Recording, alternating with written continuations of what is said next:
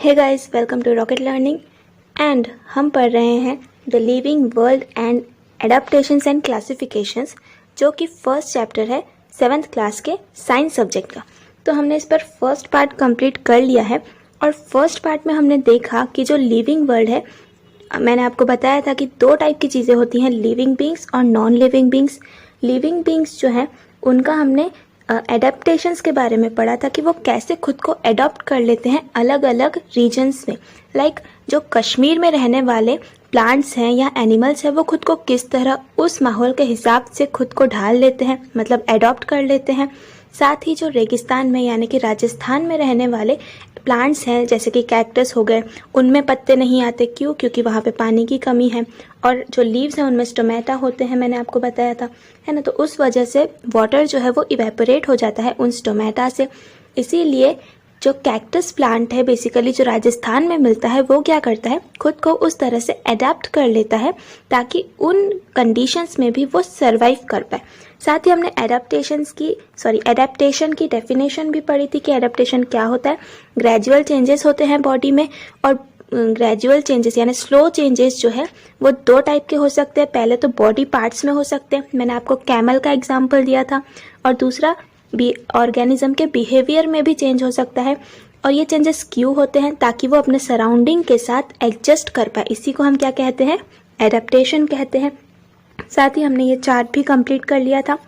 अब हमें पढ़ना है डिफरेंट प्लांट्स में एडेप्टेशन। ठीक है, पहले हम पढ़ेंगे एक्वेटिक प्लांट में कैसे एडेप्टेशन होते हैं।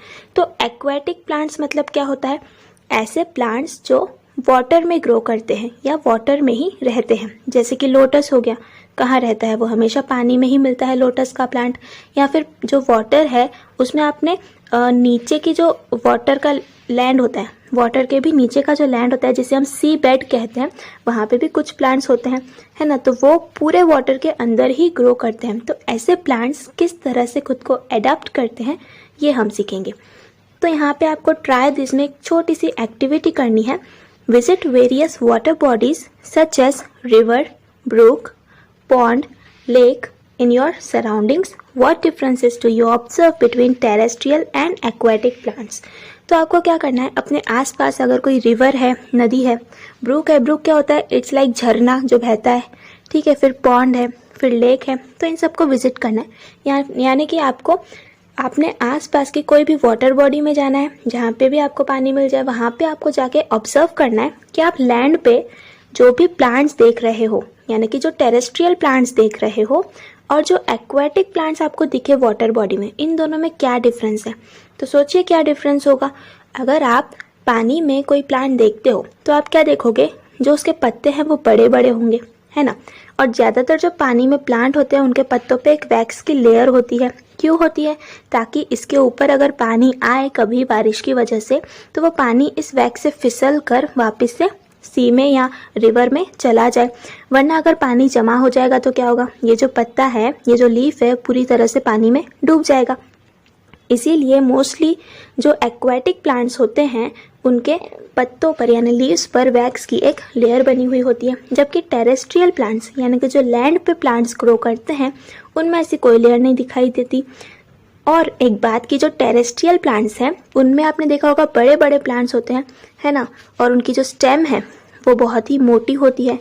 जबकि जो एक्वेटिक प्लांट्स हैं उनकी स्टेम जो देखोगे आप बिल्कुल भी बहुत ज़्यादा पतली होती है। इनफैक्ट स्टेम्स तो कुछ में होती ही नहीं है, और रूट्स भी उनके बहुत छोटे छोटे होते हैं। ऐसा क्यों? क्योंकि जितने वो प्लांट्स हल्के होंगे उतना ही वो पानी पर तैर पाएंगे, फ्लोट कर पाएंगे।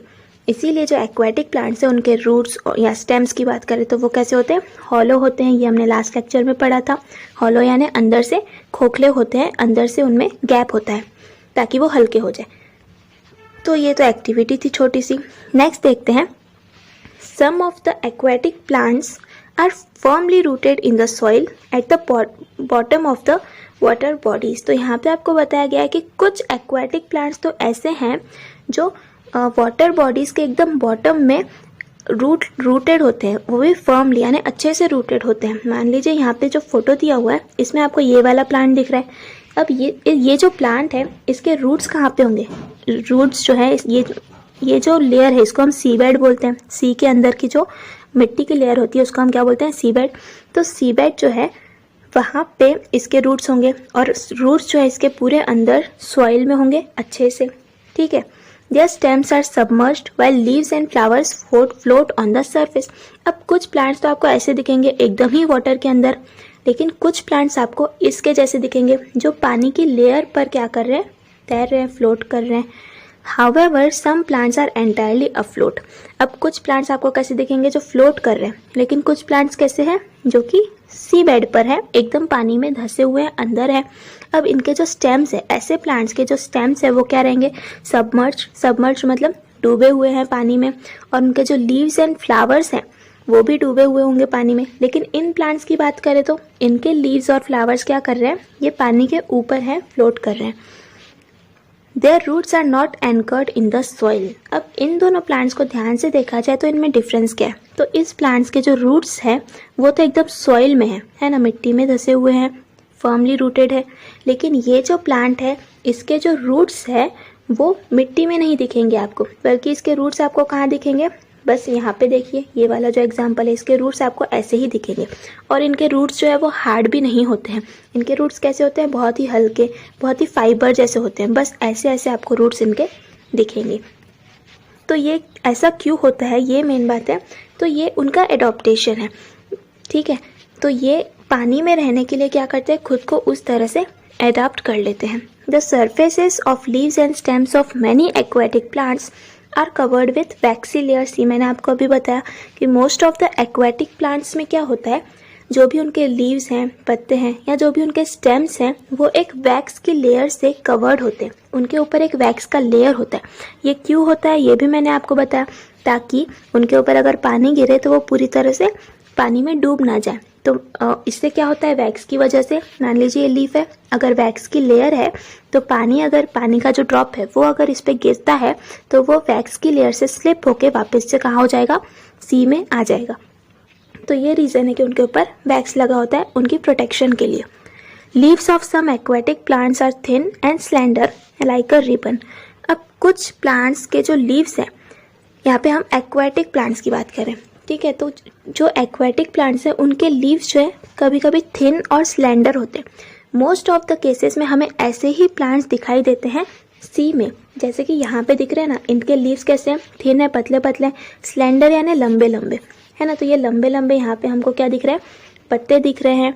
अब ये भी क्यों होता है, this shape helps them to withstand fast currents of water. तो जो फास्ट करंट्स आ रहे हैं वाटर के, यहाँ पे करंट मतलब इलेक्ट्रिक करंट नहीं, यहाँ पे करंट मतलब जो पानी की लहरें हैं फास्ट में, वो जब आ रही हैं तो ये लीव्स ऐसे होने की वजह से क्या होता है, अगर यहाँ से पानी की लहरें आ रही हैं तो ये लीव्स उसको बर्दाश्त कर लेंगी, थोड़ा सा झुकेंगी और वापस से अपनी जगह पे आ जाएंगी। जब लहरें चली जाएंगी तो ये लीव्स क्या करेंगी, पहले तो बेंड होगी, फिर वापस से अपनी जगह पे आ जाएंगी। तो इससे क्या होता है, ये खुद की प्रोटेक्शन कर रही है। तो मतलब यहाँ पे कहने का मतलब क्या है कि कुछ ज़्यादातर जो एक्वेटिक प्लांट्स होते हैं उनकी लीव्स थिन और स्लेंडर होती हैं। बिल्कुल ऐसी क्यों होती हैं, इनकी प्रोटेक्शन के लिए, ताकि जब एकदम फास्ट वाटर करंट यहाँ से आए तो ये लीव्स क्या कर पाए, खुद के शेप को एडजस्ट कर पाए और ये बिल्कुल डिस्ट्रॉय होने से बच जाए, ठीक है। फिर air spaces in stems and petioles of aquatic plants are useful for floating in water. अब हमने बात की कुछ जो प्लांट्स हैं वो पानी पर फ्लोट भी करते हैं, जैसे यहाँ पे लोटस प्लांट दिख रहा है ना, तो ये क्या करते हैं, पानी पर फ्लोट करते हैं। अब ऐसे जो प्लांट्स होते हैं जो पानी पर फ्लोट कर रहे हैं, उनके स्टेम्स और पेटियोल्स में एयर की स्पेसेस होती हैं। स्टेम्स यानी आपको पता है, पेटियोल्स क्या होता है, पेटियोल्स मतलब एक मेन स्टेम होती है प्लांट में और उस स्टेम्स से निकलती हैं बाकी की स्टेम्स। तो ये जो बाकी की स्टेम्स निकलती है ना, उन्हीं को हम क्या कहते हैं, पेटियोल्स, ठीक है। और जो मेन स्टेम है उसको हम बोलते हैं स्टेम। तो ये जो स्टेम है या पेटियोल्स हैं, इनके बीच में एक ऐसी छोटी छोटी गैप होती है, और इन गैप में क्या होती है, ये गैप जो है इनमें एयर भरी हुई होती है। अब एयर क्यों भरी हुई होती है, ताकि ये जो पूरा प्लांट है वो पानी के ऊपर फ्लोट कर पाए, तैर पाए। जितना ज़्यादा एयर होगा उतना ज़्यादा ये प्लांट क्या हो जाएगा, हल्का हो जाएगा और ये पानी के ऊपर तैर पाएगा। आपने देखा होगा कभी भी अगर कोई बलून को आप फुलाते हो और उसको छोड़ देते हो तो वो हवा में उड़ने लगता है, लेकिन वहीं पे अगर बलून के अंदर एयर फिलअप नहीं है, बलून खाली है, तो आप उसको छोड़ दोगे तो क्या होगा, ज़मीन पे गिर जाएगा, क्योंकि उसके अंदर एयर ही नहीं है ना। तो जब भी एयर आ जाती है तो क्या होता है, वो प्लांट पानी पर फ्लोट करने लगता है, यानी तैरने लगता है। तो ये थे अडेप्टेशंस किसके, एक्वाटिक प्लांट्स के। हमने देखा जो एक्वाटिक प्लांट्स है वो खुद को किस तरह से अडॉप्ट कर रहे हैं, है ना। उनके रूट्स और स्टेम्स में क्या होते हैं, एयर के स्पेसेस होते हैं। फिर उनकी जो लीव्स है वो वैक्स से बनी हुई होती है, या उनके ऊपर वैक्स की एक कवरिंग होती है। और कुछ प्लांट्स जो है वो ऐसे होते हैं थिन एंड स्लेंडर लीव्स वाले, ताकि वो वाटर करंट को सहन कर पाए, विथस्टैंड कर पाए। फिर यहाँ पे कुछ क्वेश्चंस हैं वो देख लेते हैं। यहाँ पे दिया हुआ है आपको लोटस प्लांट, और ये जो है ये भी एक प्लांट का ही, लोटस प्लांट जो है उसका ये वाला लीफ आपको दिख रहा है वो दिया हुआ है। और ये लोटस का स्टॉक है, यानी कि लोटस का जो स्टेम होता है वो है ये। आप यहाँ पे देख रहे हो लोटस के स्टेम में बीच में आपको ऐसे होल्स दिख रहे हैं। तो ये जो होल्स हैं ये क्यों है, ताकि इसके अंदर क्या होती है, एयर भरी हुई होती है, जिससे ये स्टेम एकदम हल्का हो जाता है और ये पानी पर फ्लोट करने लगता है। फिर नेक्स्ट देखते हैं, why does water trickle off lotus leaves? तो इसका आंसर तो आपको आना ही चाहिए। क्या पूछा गया है कि जो लोटस की लीव्स हैं उनके ऊपर अगर पानी गिरा, पानी की बूंदें गिरी, तो वो ट्रिकल ऑफ हो जाते हैं, यानी बह जाते हैं, वापस से स्लिप हो जाते हैं। तो ऐसा क्यों होता है, तो इसका आंसर बताइए। यस, इसका आंसर ये जो है ये इसीलिए होता है, पानी स्लिप इसीलिए होता है क्योंकि जो लीव्स है उनके ऊपर क्या होती है, वैक्स की लेयर होती है। तो because of the wax layer present on the leaves the water trickle off lotus leaves. फिर why don't the leaves of this plants rot in water? तो ये जो प्लांट्स हैं, लोटस प्लांट या जो एक्वेटिक प्लांट्स हैं, इनकी लीव्स रॉट क्यों नहीं करती, रॉट यानी वो सड़ क्यों नहीं जाते? तो इसीलिए ये खराब नहीं होते, सड़ नहीं जाते। पहली चीज़ तो ये कि उनके ऊपर वैक्स की एक लेयर है जो उनको क्या करती है, प्रोटेक्ट करती है। और दूसरी चीज़ ये, मान लीजिए ये कोई लीफ है, लोटस की लीफ है, और इसके ऊपर ऐसे वैक्स की लेयर है, ठीक है। तो पानी जब गिरेगा, मान लीजिए रेन हो रही है तो पानी गिरेगा, फिर पानी स्लिप होके कहाँ हो जाएगा, ये जो सी है या ओशन है वहाँ पे चला जाएगा, ठीक है। तो उससे क्या हो रहा है कि जो लोटस की लीफ है वो खुद को क्लीन भी करती है, ये नेचुरली खुद को क्या कर रही है, क्लीन कर रही है, खुद को साफ कर रही है पानी की मदद से। तो ये दो रीज़न है कि जो लीफ है वो रॉट नहीं होती, यानी सड़ती नहीं है। फिर तीसरा, why are their roots short and fibrous? इनके जो रूट्स हैं, किसके, एक्वेटिक प्लांट्स के, वो शॉर्ट और फाइबरस क्यों होते हैं? तो इसके लिए आपको समझना पड़ेगा कि रूट्स का मेन काम क्या है। ये कोई प्लांट है, ठीक है, ये ऊपर कोई प्लांट है और नीचे इसके क्या है, रूट्स है। अगर हम लैंड की बात करें, ज़मीन की बात करें, तो रूट्स होते क्यों हैं? ज़मीन में प्लांट क्या करता है, सॉइल के अंदर अपने रूट्स को बढ़ाता जाता है, लेकिन ये रूट्स कब तक बढ़ेंगे, जब तक इनको सॉइल के अंदर वाटर नहीं मिल जाता। कब तक, जब तक इनको सॉइल के अंदर वाटर नहीं मिल जाता, तब तक ये रूट्स क्या होते हैं, सॉइल के अंदर बढ़ते ही जाते हैं। जैसे इनको वाटर मिल गया, वहाँ पे ये रूट्स क्या होते हैं, रुक जाते हैं और वाटर को अपने अंदर एब्जॉर्ब करते हैं। और वो वाटर कहाँ जाता है, रूट्स से होकर फिर प्लांट की बॉडी में जाता है, लीव्स को मिलता है, स्टेम्स को मिलता है, फ्लावर्स को मिलता है, फ्रूट्स को मिलता है, ठीक है। अब ये तो लैंड की बात थी, लेकिन वहीं पे अगर हम वाटर की बात करते हैं, पानी की बात करते हैं, तो पानी में मान लीजिए यहाँ पे लोटस प्लांट है, ये वाटर है, ठीक है, ये कोई ओशन है या सी है, और यहाँ पे है एक लोटस प्लांट। अब लोटस प्लांट्स के जो रूट्स है वो बिल्कुल छोटे छोटे होते हैं। तो क्यों होंगे, सोचिए, रूट्स का काम क्या है, पानी को एब्जॉर्ब करना और प्लांट तक पहुंचाना। अब ये जो रूट्स हैं, इनको तो पानी यहीं पे मिल गया क्योंकि ये ऑलरेडी सी पर ग्रो कर रहे हैं, तो इनको बढ़ने की ज़रूरत है क्या, और बिल्कुल भी ज़रूरत नहीं है। तो ये क्या होते हैं, लोटस के जो रूट्स हैं वो छोटे छोटे होते हैं और फाइबरस होते हैं, यानी धागे के जैसे होते हैं बिल्कुल। क्यों, क्योंकि इनको पानी इजीली मिल जाता है, तो इनको ज़्यादा बढ़ने की ज़रूरत ही नहीं होती। तो ये भी इनका एक एडाप्टेशन है। फिर ये तो हमने देखा कि एक्वेटिक प्लांट्स जो हैं उनमें क्या क्या एडाप्टेशंस हुए हैं, कैसे वो खुद को ढालते हैं वाटर के हिसाब से, ठीक है। नेक्स्ट हमें देखना है एडाप्टेशन इन डेजर्ट प्लांट्स। जो डेजर्ट में प्लांट्स रहते हैं, जैसे कि राजस्थान हो गया, या जो रेगिस्तान में प्लांट्स उगते हैं, वो खुद को कैसे अडॉप्ट करते हैं।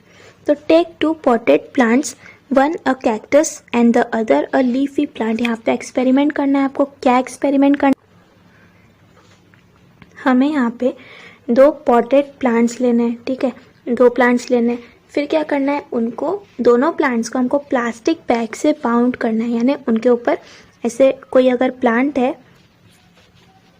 ठीक है, ये प्लांट है, उसको हमको प्लास्टिक बैग से पूरी तरह से अच्छे से उसको ऐसे कवर कर देना है। उसके बाद क्या करना है, keep them in sunlight from early in the morning. फिर दोनों प्लांट्स को हमको सनलाइट में रख देना है। फिर जब सुबह से तो दोपहर तक, आफ्टरनून तक हमको उसको सनलाइट में ही रखना है। और फिर दोनों प्लांट्स को हमको क्लासरूम में ले आना है, यानी अपने सनलाइट से दूर ले जाना है, अपने रूम में लेकर आइए। फिर क्या करना है, has the same quantity of water collected in both bags. तो आपको ऑब्जर्व क्या करना है कि क्या दोनों भी बैग्स में सेम क्वांटिटी ऑफ वाटर है। देखिए यहाँ पे हमने 2 प्लांट्स लिए थे।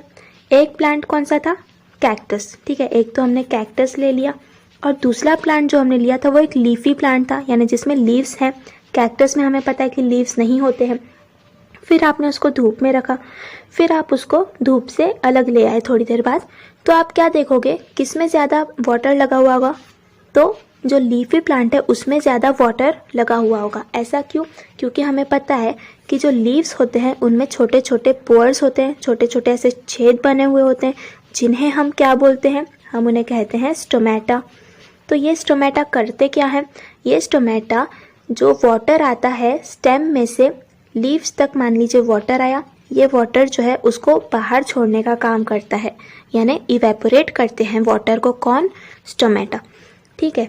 अब अगर कैक्टस की बात करें तो उसमें तो लीव्स ही नहीं है। जब लीव्स ही नहीं है तो वाटर भी इवेपोरेट नहीं होगा, और जो वाटर इवेपोरेट ही नहीं होगा तो हमने जो कैरी बैग लगाई थी प्लास्टिक की ऐसे इसके ऊपर, तो उस कैरी बैग पे भी हमें वाटर के पोर्स दिखाई देंगे क्या, बिल्कुल नहीं दिखाई देंगे।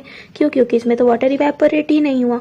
लेकिन जो लीफी प्लांट था उसमें जो हमने कैरी बैग लगाई थी उसमें हमें बिल्कुल क्या दिखाई देंगे, जो वाटर है वो कैरी बैग पर लगा हुआ दिखाई देगा। तो इसका आंसर क्या होगा, वाटर कौन से बैग में ज़्यादा कलेक्ट हुआ, जो लीफी प्लांट था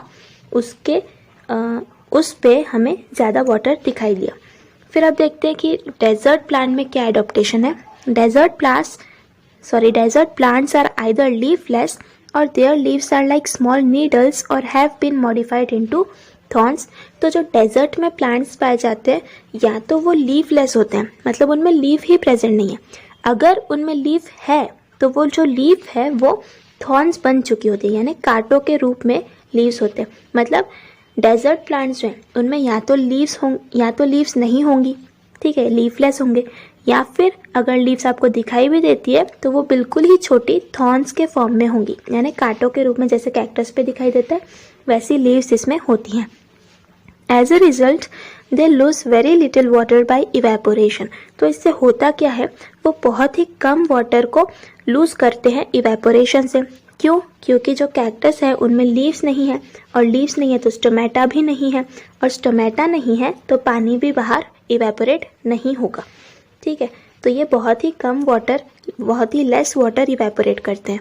the stem stores water and food and is therefore fleshy. इनकी जो स्टेम होती है, आप देखोगे कैक्टस की स्टेम तो बहुत ही मोटी मोटी होती है। क्यों, क्योंकि ये अपनी स्टेम में बहुत कुछ वाटर और फूड को स्टोर करके रखते हैं, ताकि जब स्कार्सिटी आए, यानी कि जब इनको वाटर और फूड ना मिले तो भी ये उसी जो भी स्टोर किया है उन्होंने उसको ये यूज़ कर सके, ठीक है।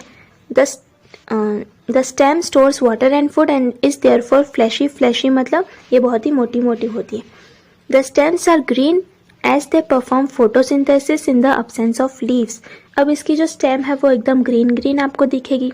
क्यों ग्रीन होती है, क्योंकि इसमें लीव्स तो है नहीं, लेकिन इसकी जो स्टेम है वो फोटोसिंथेसिस करती है। अब ये फोटोसिंथेसिस क्या है, तो आपको पता है कि प्लांट्स अपना खाना जो है, अपना फूड जो है वो खुद ही बनाते हैं।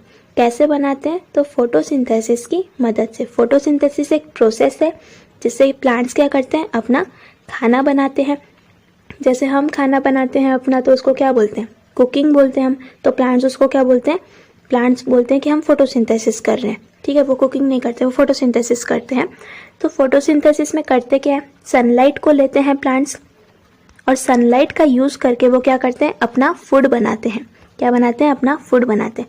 अब ये फोटोसिंथेसिस करने के लिए ना उनको एक चीज़ की ज़रूरत होती है, और वो चीज़ क्या है, वो है क्लोरोफिल। और वो किस में होता है, वो प्लांट्स में पहले से ही प्रेजेंट होता है। और ये क्लोरोफिल जो है वो ही प्लांट्स को ग्रीन कलर देता है। आपको ज़्यादातर प्लांट्स ग्रीन दिखते होंगे, तो वो ग्रीन क्यों होते हैं प्लांट्स, इसी क्लोरोफिल की वजह से। क्लोरोफिल बेसिकली एक पिगमेंट है। पिगमेंट यानी ऐसी चीज़ है जो कलर प्रोवाइड करती है, ठीक है। तो क्लोरोफिल की वजह से ही प्लांट्स क्या होते हैं, ग्रीन होते हैं।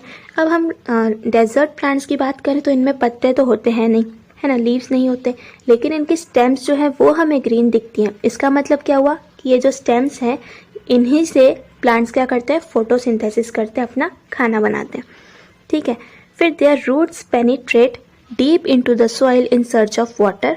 अब आपको पता है कि जो डेजर्ट वाली एरिया है, एकदम सूखा जहाँ पे है, तो वहाँ पे पानी बहुत कम मिलता है, तो इसीलिए प्लांट्स के रूट क्या करते हैं, एकदम ज़्यादा ही डीप चले जाते हैं। रूट्स इनके जो रूट्स हैं वो एकदम ही ज़्यादा डीप चले जाते हैं। कहाँ पे, सॉइल में ये बढ़ते जाते हैं, बढ़ते जाते हैं।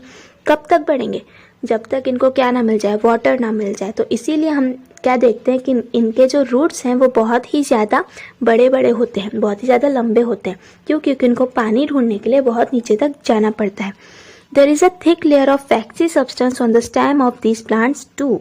और ऐसे जो प्लांट्स हैं इनके स्टेम्स पर भी आप देखोगे तो वैक्स लगा हुआ होता है पूरा, ठीक है। ये भी क्या होते हैं, वैक्सी सब्सटेंस होते हैं। अब इनको वैक्स की क्या ज़रूरत है ना, इनको वैक्स की क्या ज़रूरत है। एक्वेटिक प्लांट्स में तो हमें समझ आ रहा था कि पानी को फिसलाने के लिए वैक्स की ज़रूरत थी। अब इनको वैक्स की क्या ज़रूरत है, तो इनको भी वैक्सी लेयर की ज़रूरत होती है। क्यों ज़रूरत होती है, क्योंकि हमने देखा कि ये डेजर्ट प्लांट्स हैं, और डेजर्ट की बात करें तो वहाँ पे पानी की बहुत ज़्यादा कमी है।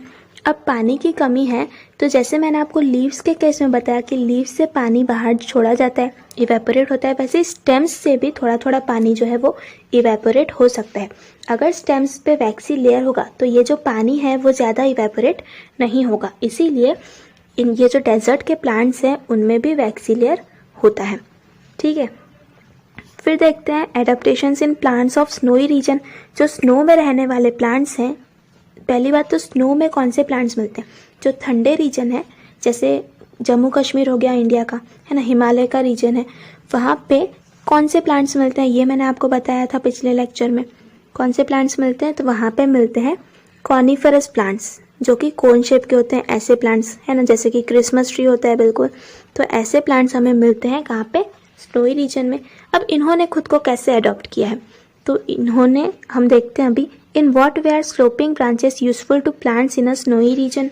तो जो स्नोई रीजन है जहाँ पे बर्फ़ गिर रही है, वहाँ के प्लांट्स अगर आप देखोगे, जो कॉनिफरस प्लांट्स हैं उनके ब्रांचेस कैसे होते हैं, बिल्कुल स्लोप में होते हैं, यानी ऐसे स्लोप बने हुए होते हैं उनके ब्रांचेस में। हमने देखा ना अभी ऐसे ऐसे, यहाँ पे आप देख सकते हो, फोटो भी दिया हुआ है आपको। तो ये स्लोप बने हुए हैं उसके ब्रांचेस में, ये जो है नीचे की तरफ, इनको स्लोप कहा जाता है।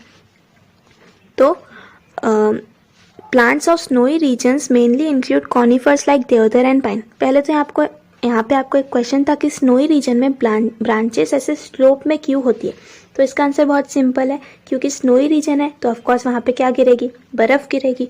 और अगर स्नोफॉल हो रहा है, बर्फ़ गिर रही है, तो वो प्लांट पे जमा नहीं होनी चाहिए, इस तरह से जमा नहीं होनी चाहिए, इसीलिए स्लोप होता है, ताकि वो फिसल के कहाँ हो जाए, नीचे गिर जाए बर्फ़। इसीलिए जो स्नोई रीजन के प्लांट्स हैं वो बिल्कुल स्लोप में होते हैं, स्लोपिंग ब्रांचेस होते हैं उनके। Plants of snowy region mainly include conifers like deodar and pine. तो यहाँ पे कॉनिफरस प्लांट्स होते हैं जिन्हें कॉनिफर्स भी कहते हैं, और कॉनिफरस प्लांट के ही एग्जाम्पल है देवदार ट्री और पाइन ट्री, ये दोनों ही ऐसे दिखते हैं बिल्कुल।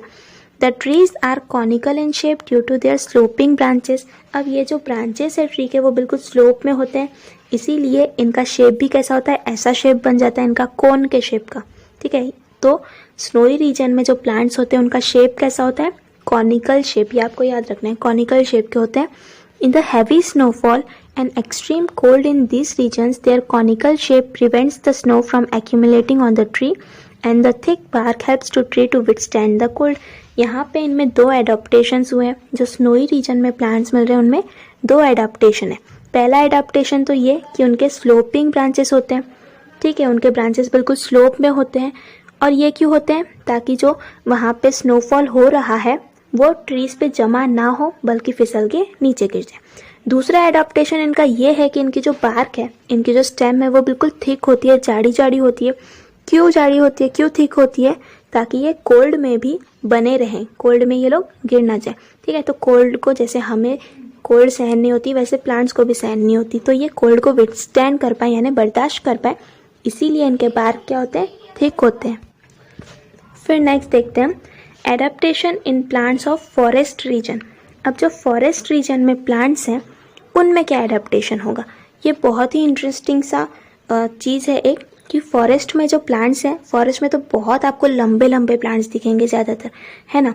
तो ये लंबे लंबे प्लांट्स आपको क्यों दिखते हैं? अब जितना फॉरेस्ट में, मान लो ये कोई फॉरेस्ट है इतना बड़ा, ठीक है, अगर आप बीच में जाके एकदम खड़े हो जाते हो ना फॉरेस्ट के और ऊपर की तरफ देखते हो तो आपको सन बिल्कुल भी दिखाई ही नहीं देगा।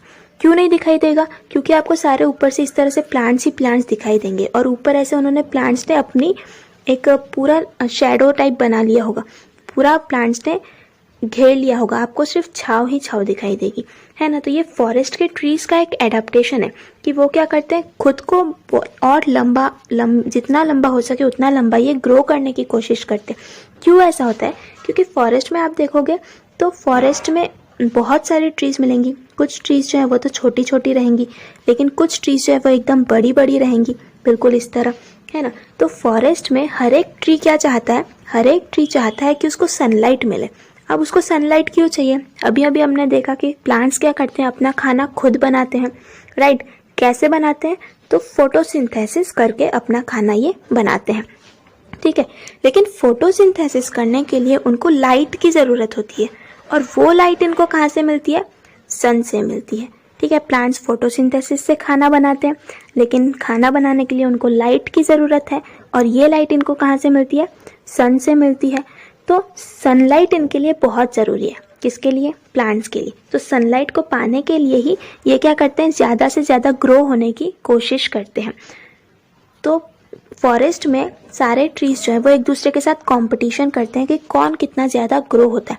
अगर एक प्लांट ज़्यादा ग्रो हो जाए ना तो उसके साइड वाला बोलेगा भाई तू ग्रो कर लिया, मेरे को भी ग्रो करना है, तो ये क्या करेगा? और ज़्यादा ग्रो होने की कोशिश करेगा। तो इस तरह से प्लांट्स ग्रो करते हैं फॉरेस्ट में, और यही इनका एडाप्टेशन है। क्या एडाप्टेशन है इनका? कि ये ज़्यादा से ज़्यादा ग्रो करने की कोशिश करते हैं हाइट में, ताकि इनको सनलाइट मिल पाए।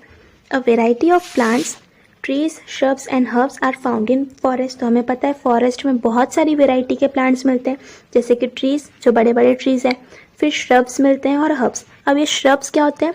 ये दोनों ही छोटे छोटे झाड़ होते हैं, श्रब्स भी और हर्ब्स भी।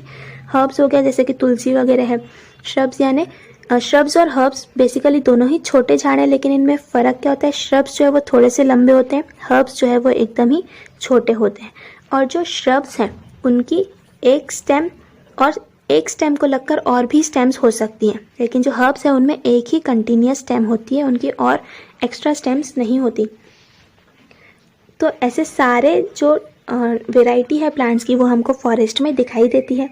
These plants compete among themselves for sunlight. ये प्लांट्स क्या करते हैं? अपने ही आप में कंपटीशन करते हैं, compete करते हैं, किसके लिए? सनलाइट को पाने के लिए। Hence trees grow tall to get sunlight and climbers and vines grow to a great height with the support of trees. इसीलिए ट्रीज क्या करते हैं? बहुत ही ज़्यादा ग्रो कर जाते हैं, ठीक है, ताकि इनको सनलाइट मिल पाए। साथ ही जो क्लाइंबर्स हैं, जो वाइन्स है, क्लाइंबर्स क्या होते हैं? आपने देखा होगा जो क्लाइंब करते हैं। एक ट्री है और इस ट्री को ऐसे क्लाइंब करके ये चढ़ने की कोशिश करते हैं। वाइन्स भी जो है वो ऐसे ही बेल टाइप के प्लांट्स होते हैं, जैसे मनी प्लांट हो गया, आपने देखा होगा क्या करता है वो किसी और ट्री को या किसी दीवार के सहारे वो क्या करता है? ऊपर उठने की कोशिश करता है। तो क्लाइंबर्स और वाइन्स क्या करते हैं? ट्रीज के सपोर्ट से हाइट तक पहुंचने की कोशिश करते हैं। Spring like tendrils on the stems of some climbers is an example of adaptation. अब ये मान लीजिए ये कोई ट्री है बहुत बड़ा, ठीक है, और एक क्लाइंबर है, उसको क्या करना है? क्लाइंबर को क्या करना है कि उसको ट्री के साथ ऊपर उठना है, ठीक है। तो ये जो क्लाइंबर है उसकी स्टेम पे ना छोटे छोटे ऐसे धागे के जैसे स्ट्रक्चर होते हैं, और ये धागे के जैसे स्ट्रक्चर क्या करते हैं? ये इस स्टेम को अटैच हो जाते हैं। मान लीजिए ये स्ट्रक्चर है, ये क्या करेगा, ट्री की स्टेम को ऐसे अटैच हो जाएगा, चिपक जाएगा उसको। क्यों? और ये जो धागे जैसे स्ट्रक्चर हैं उनको हम कहते हैं टेंड्रिल्स। और ये टेंड्रिल्स क्या करते हैं, इस क्लाइंबर को हेल्प कर रहे हैं ट्री के साथ अटैच करने में। तो ये टेंड्रिल्स जो है बिल्कुल फेविकॉल जैसा काम कर रहे हैं, ट्रीज के साथ चिपकने में हेल्प कर रहे हैं, किसकी, क्लाइंबर्स की। ठीक है, तो ये भी इनका एग्जाम्पल है एडेप्टेशन का। तो यहाँ पे फॉरेस्ट रीजन में हमने देखा प्लांट्स कैसे खुद को अडेप्ट कर रहे हैं, ज़्यादा से ज़्यादा ग्रो करना चाहते हैं प्लांट्स। जो क्लाइंबर्स हैं वो तो टेंड्रिल्स की मदद ले रहे हैं ग्रो करने के लिए, है ना। फिर हम देखेंगे कि ग्रासलैंड में क्या एडेप्टेशन होता है। ग्रासलैंड क्या होता है, बड़े बड़े लैंड, बड़े बड़े मैदान जहाँ पे आपको ग्रास दिख जाए, बस उन्हीं को हम ग्रासलैंड कहते हैं। Diverse type of bushes and grasses are found in grassland. तो ग्रासलैंड में अगर आप देखोगे बहुत सारे टाइप के आपको ग्रासेस दिखेंगे और बशेस दिखेंगे। बशेस यानी झाड़ियाँ जो होती है छोटी मोटी। Fibrous roots of grasses prevent soil erosion. जो फाइब्रस रूट है ग्रासेस की, उनसे सॉइल इरोजन बचता है। मतलब मान लीजिए यहाँ पे आपको एक इमेज दिया हुआ है, तो यहाँ पे रूट्स का इमेज है, ठीक है, ये रूट्स का इमेज है। तो ये रूट्स क्या करता है, अपने साथ मिट्टी को पकड़ के रखते हैं। ये रूट्स क्या करते हैं, मिट्टी को पकड़ के रखते हैं। तो अगर साइड से कोई बहुत ज़्यादा पानी आया या कोई लैंडस्लाइड हो गया, ठीक है, तो ये प्लांट के साइड से वो निकल जाएगा। लेकिन रूट्स ने क्या किया है, रूट्स ने मिट्टी को पकड़ के रखा है। तो यहाँ की जो मिट्टी है वो सेफ है। मिट्टी क्या है, सेफ है। मतलब सॉइल इरोजन उसमें नहीं होगा। सॉइल इरोजन मतलब एक जगह की मिट्टी कम हो जाती है, दूसरी जगह पे चली जाती है, तो उसी को हम क्या कहते हैं, सॉइल इरोजन। लेकिन अगर हम प्लांट्स लगाएंगे तो प्लांट्स के जो रूट्स है वो क्या करते हैं, मिट्टी को अपने साथ पकड़ के रखते हैं, जिस वजह से सॉइल इरोजन नहीं होता, क्योंकि उस जगह की मिट्टी उसी जगह पे रहेगी। आप अगर किसी प्लांट को ऐसे बाहर निकाल के देखते हो ना, तो उसके रूट्स के साथ मिट्टी भी बाहर निकल आती है ना। क्यों? क्योंकि रूट्स जो है वो मिट्टी को पकड़ के रखते हैं। फिर नेक्स्ट देखते हैं, grasses in the equatorial region are very tall. Animals like tiger, elephants and deer can remain hidden in these grasses. However, grasses in cold region are very short.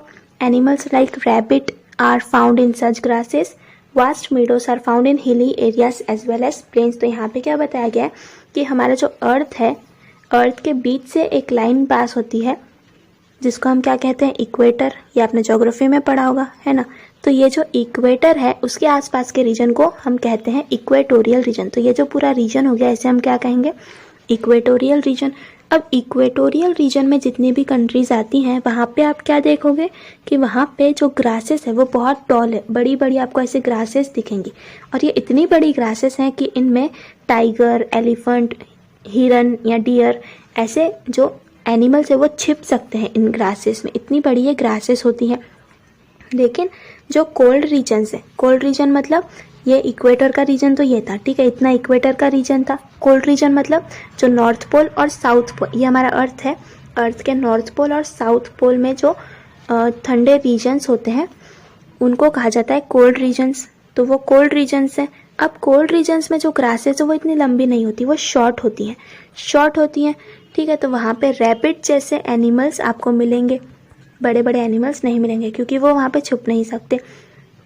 अब ऐसा होता क्यों है कि जो इक्वेटर का रीजन है वहाँ पे तो ग्रासेस बहुत लंबी लंबी है, और जो ऊपर और नीचे वाले रीजन है वहाँ पे ग्रासेस बहुत छोटी छोटी है ना। तो ऐसा क्यों होता है, क्योंकि हमारा जो सन है, मान लीजिए यहाँ पे सन है, सन की रेज जो है वो इक्वेटर पे ज़्यादा पड़ती है, ठीक है, ये सन है हमारा, और सन की रेज हमारे अर्थ में जो इक्वेटर है वहाँ पे ज़्यादा पड़ रही है। लेकिन यहाँ तक आते आते सन की रेस को बहुत ज़्यादा ट्रैवल करना पड़ रहा है, इसीलिए सन की रेस कम हो जा रही है। तो हो क्या रहा है कि ये रीजन तो ठंडा होता है और ये रीजन जो है यहाँ पे इक्वेटर है, तो यहाँ पे सन भी ज़्यादा होगा, इसीलिए यहाँ पे ग्रासेस क्या करती है, ज़्यादा ग्रो होती है। क्योंकि सनलाइट अच्छे से मिलेगी तो ग्रासेस भी क्या करेंगे, ज़्यादा अच्छे से ग्रो करेंगे। और यहाँ पे सनलाइट अच्छे से नहीं है, इसीलिए ग्रासेस अच्छे से ग्रो नहीं कर रहे। Vast meadows are found in hilly areas as well as plain. Vast यानी बड़े, मीडोज यानी ग्रासलैंड। तो बड़े बड़े ग्रासलैंड आपको कहाँ मिलेंगे, हिली एरियाज में, जहाँ पे हिल्स है, माउंटेन्स है, वहाँ पे भी आपको बड़े बड़े ग्रासलैंड मिलेंगे। साथ ही जो प्लेन एरिया है, प्लेन एरिया मतलब बिल्कुल ऐसी एरियाज जहाँ पे हम खेती वगैरह भी कर सकते हैं। इंडिया की बात करें तो नॉर्थ इंडियन प्लेन्स जो है वो प्लेन एरिया है, बिल्कुल भी नॉर्थ में दिल्ली का या पंजाब साइड का एरिया। तो वहाँ पे भी बड़े बड़े ऐसे मीडोज या ग्रासलैंड हमें देखने को मिलते हैं। फिर observe and discuss. Observe and note down the adaptations in the parts of plant like potato, groundnut, yam, water hyacinth, aloe vera, acacia, carrot, onion, beet, bitter ground, grape, vine etcetera and other plants in your surrounding. तो इन्होंने क्या adaptations किए हैं इन सारे plants ने, आपको वो बताना है। हम यहाँ पे एक छोटा सा पोटैटो का एग्जाम्पल ले लेते हैं। पोटैटो ने क्या एडेप्टेशन किया है, आपने देखा होगा कि ये जो प्लांट होता है पोटैटो का प्लांट, बेसिकली उसके जो रूट्स होते हैं वहाँ पे ये पोटैटो ग्रो करता है। तो एक्चुअल में होता क्या है, ये जो प्लांट है पोटैटो प्लांट, वो ऐसे रीजन में ग्रो करता है जहाँ पे अच्छी खासी सनलाइट हो, अच्छा खासा वाटर हो। तो इसके पास सब कुछ अच्छे से, सनलाइट भी अच्छे से मिल रही है इसको, वाटर भी अच्छे से मिल रहा है, तो ये ज़्यादा फूड बना सकता है। अब इसका जो एक्स्ट्रा का फूड है ना, वो इसके रूट्स में जाता है, रूट्स में ही पड़ा रहता है, और रूट्स से फिर ये स्टोर हो जाता है यहाँ पे, इसीलिए रूट्स जो है वो बड़े बड़े बन जाते हैं, और वही किसके फॉर्म में बाहर आते हैं, पोटैटो के फॉर्म में। तो ये एक एडेप्टेशन है पोटैटो प्लांट का, जिसमें एक्स्ट्रा फूड जमा हो रहा था, तो इसने क्या किया, इसने उसको साइड से रख दिया और उसका एकदम गोला बना दिया, जिसको हम क्या कहते हैं, पोटैटो कहते हैं। ठीक है, तो ऐसे ही बाकी के प्लांट्स हैं, उन्होंने भी खुद में क्या किया, एडेप्टेशंस किए हैं। नेक्स्ट हम देखते हैं adaptation for injection of food in plants. तो प्लांट्स ने फूड को इंजेस्ट करने के लिए, फूड इंजेक्शन मतलब लेने के लिए क्या क्या एडेप्टेशंस किए हैं। Most of the plants are anchored in ground and are autotrophic. ज़्यादातर प्लांट्स जो हैं वो ग्राउंड में एंकर्ड होते हैं, मतलब अच्छे से वो ग्राउंड के साथ रूट्स की मदद से फिक्स्ड होते हैं, और ज़्यादातर प्लांट्स जो है ऑटोट्रॉपिक होते हैं। ऑटोट्रॉपिक मतलब जो अपना खाना खुद बनाते हैं। ठीक है, अब हमने तो कहा कि प्लांट्स अपना खाना खुद बनाते हैं, तो यहाँ पे अलग से देने का क्या मतलब, क्योंकि सारे प्लांट्स ऐसे नहीं होते जो ऑटोट्रॉपिक हो, यानी कि सारे प्लांट्स ऐसे नहीं होते जो अपना खाना खुद बनाए। कुछ प्लांट्स तो ऑटोट्रॉपिक होते हैं, अपना खाना खुद बनाते हैं, लेकिन कुछ प्लांट्स क्या होते हैं, हेट्रोट्रॉपिक होते हैं, मतलब ये अपना खाना खुद नहीं बनाते, आलसी होते हैं। तो ये क्या करते हैं, दूसरे जो प्लांट्स खाना बनाते हैं उनसे ये खाना ले लेते हैं। ठीक है, और मांगते भी नहीं है, डायरेक्ट छीन लेते हैं। कैसे करते हैं, however plants like dodder, Cuscuta are parasitic. अब कुछ प्लांट्स मैंने आपको बताया कि अपना खाना खुद बनाते हैं, जिन्हें हम क्या कहते हैं, ऑटोट्रॉपिक। लेकिन कुछ प्लांट्स जो हैं वो इसके जैसे होते हैं, जिसको हम डॉडर कहते हैं या कस्क्यूटा कहते हैं। ऐसे जो प्लांट्स हैं वो पैरासिटिक होते हैं। मतलब क्या होता है, मान लीजिए ये मेन प्लांट है, ये प्लांट क्या कर रहा है, अपना खाना खुद बना रहा है, तो इसको हम क्या कहेंगे, ऑटोट्रॉपिक कहेंगे। ठीक है, इसको तो हमने ऑटोट्रॉपिक बोल दिया। लेकिन कुछ प्लांट्स ऐसे भी हैं, कस्क्यूटा जैसे, ये क्या करेगा, इसके साइड में ग्रो करेगा। ठीक है, और ये इसकी लीव्स की मदद से इसमें जैसे मच्छर होता है, मच्छर क्या करता है, अपना जो भी उसका डंक मारता है उससे हमारे खून को एब्जॉर्ब करता है ना, हमारी बॉडी के खून को एब्जॉर्ब करता है। वैसे ये प्लांट क्या करता है, दूसरे प्लांट में से जो फूड है उसको खुद में एब्जॉर्ब कर लेता है। ठीक है, तो ऐसे जो प्लांट है ये क्या कर रहे हैं, दूसरे प्लांट से अपना फूड ले रहे हैं, तो ऐसे प्लांट को हम कहते हैं पैरासिटिक प्लांट। क्या कहते हैं, parasitic plant. The plant body of डॉडर consist of yellow wire like stems. अब ये जो डॉडर प्लांट है या कस्क्यूटा, आपको यहाँ पे इमेज दिया गया है। एक्चुअली ये जो ग्रीन कलर का है वो मेन प्लांट है, और जो ये जो है ना, ये कस्क्यूटा है ऊपर का, येलो कलर का जो आपको दिख रहा है। तो येलो वायर के जैसी इसकी स्टेम्स है कॉस्क्यूटा प्लांट की, और ये स्टेम्स जो है येलो कलर की, उसकी मदद से ही ये अपने फूड को दूसरे प्लांट से लेता है। It is leafless and cannot perform photosynthesis. अब ये जो येलो कलर का प्लांट है वो लीफलेस है, मतलब इसमें आपको लीफ तो दिख नहीं रही, सिर्फ येलो कलर की स्टेम्स दिख रही हैं, और ये फोटोसिंथेसिस भी नहीं कर सकता। फोटोसिंथेसिस वही प्लांट करते हैं जो ग्रीन कलर के होते हैं, जो ग्रीन कलर के नहीं है वो फोटोसिंथेसिस भी नहीं करेंगे। However it has haustorial roots for absorbing nutrients from the host plants. तो इनके जो रूट्स होते हैं ना कस्क्यूटा प्लांट्स के, वो एकदम हॉस्टोरियल होते हैं। हॉस्टोरियल मतलब ऐसे नीडल शेप के, या सकिंग, जो सक कर सके दूसरे प्लांट्स के जो फूड है उसको खुद की तरफ ये सक कर सके, तो इनको हॉस्टोरियल रूट्स कहा जाता है। These roots penetrate up to the conducting vessels of the host plant to absorb water and food. तो जो होस्ट प्लांट है, होस्ट प्लांट यानी जिस भी प्लांट से ये अपना फूड ले रहे हैं उसे हम कहेंगे होस्ट प्लांट। तो होस्ट प्लांट से ये क्या करते हैं, अपने फूड को एब्जॉर्ब करते हैं और वाटर को भी एब्जॉर्ब करते हैं। फिर fungi do not have chlorophyll and can not perform photosynthesis. और एक प्लांट है जो फंगस होता है। फंगस जो है या फंगाई जो कि हम बारिश में देखने को मिलता है हमको, है ना, जो ज़मीन है या पानी वाली एरियाज़ में हमको देखने मिलता है ग्रीन ग्रीन कलर की, जिसको हम फंगस बोलते हैं। तो फंगस जो है उसमें क्लोरोफिल नहीं होता, और जिसमें क्लोरोफिल नहीं है वो फोटोसिंथेसिस भी नहीं कर पाएगा। क्लोरोफिल क्या होता है? एक ऐसा सब्सटेंस होता है, एक ऐसा पिगमेंट होता है जो प्लांट्स को ग्रीन कलर देता है और जो फोटोसिंथेसिस में भी हेल्प करता है। They obtain food from starchy foodstuffs like bhakri and bread.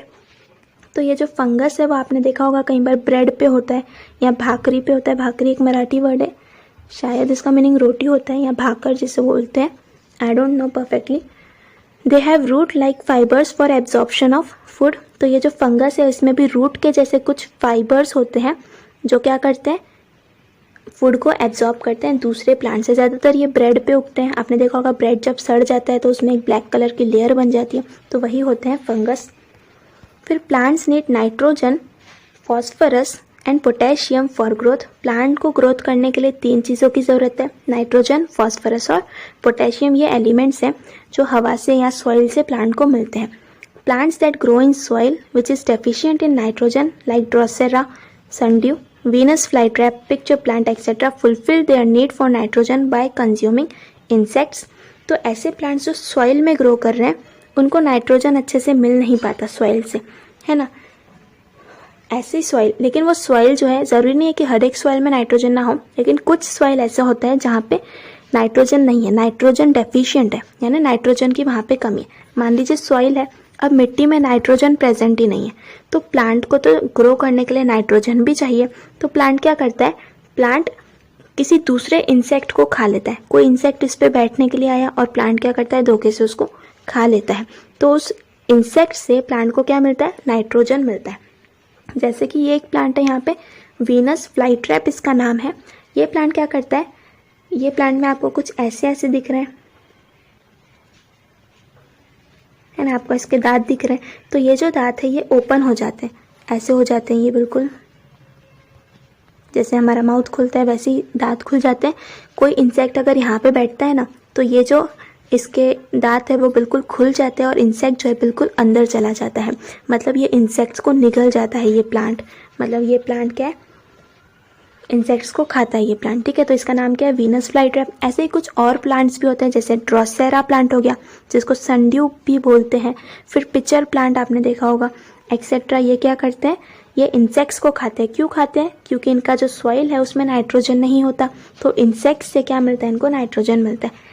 Adaptations are seen in these plants which serve to attract insects and hold them captive। तो ऐसे ही प्लांट्स में एडेप्टेशंस दिखता है। अब ऐसे प्लांट्स में क्या एडेप्टेशन दिखेगा, सोचिए, बहुत इंटरेस्टिंग है। तो ऐसे जो प्लांट्स हैं वो, इनको क्या ज़रूरत है कि इंसेक्ट्स इनके ऊपर बैठें। इंसेक्ट्स इनके ऊपर बैठेंगे तभी तो ये इंसेक्ट्स को खा पाएंगे, है ना। तो ये प्लांट्स क्या करते हैं, खुद को और भी अट्रैक्टिव दिखाने की कोशिश करते हैं। मतलब इनमें आप देखोगे प्लांट्स ये बहुत ही चमकीले होते हैं। देख रहे हो आप कितना शाइन कर रहा है, ये क्यों शाइन करते हैं, ताकि इंसेक्ट्स को ये अट्रैक्ट कर पाए खुद की तरफ और फिर ये इंसेक्ट्स को धोखे से खा सके। तो ऐसे इनमें क्या होते हैं, एडेप्टेशंस होते हैं। ये जो हमने देखा, ये हमने सारे देखे प्लांट्स में कैसे एडेप्टेशंस होते हैं। हमने देखा एक्वाटिक प्लांट्स में कैसे एडेप्टेशन हो रहा है, फिर टेरेस्ट्रियल प्लांट्स देखा, डेजर्ट के प्लांट्स देखे, स्नो रीजन में जो प्लांट्स होते हैं कैसे खुद को एडेप्ट कर रहे हैं। साथ ही ये हमने देखा कि प्लांट्स कैसे फूड को इंजेक्ट करने के लिए खुद में एडेप्टेशंस कर रहे हैं, ठीक है। फिर नेक्स्ट लेक्चर में हमें देखना है एनिमल्स के बारे में। अभी तक तो हमने सिर्फ प्लांट्स का देखा, नेक्स्ट में देखेंगे कि एनिमल्स खुद में कैसे एडेप्टेशंस कर रहे हैं, ठीक है। योर कमेंट्स, आपको जो भी प्रॉब्लम है या डाउट्स है वो आप कमेंट सेक्शन में पूछ सकते हो। टिल देन बाय बाय, मिलते हैं नेक्स्ट वीडियो में।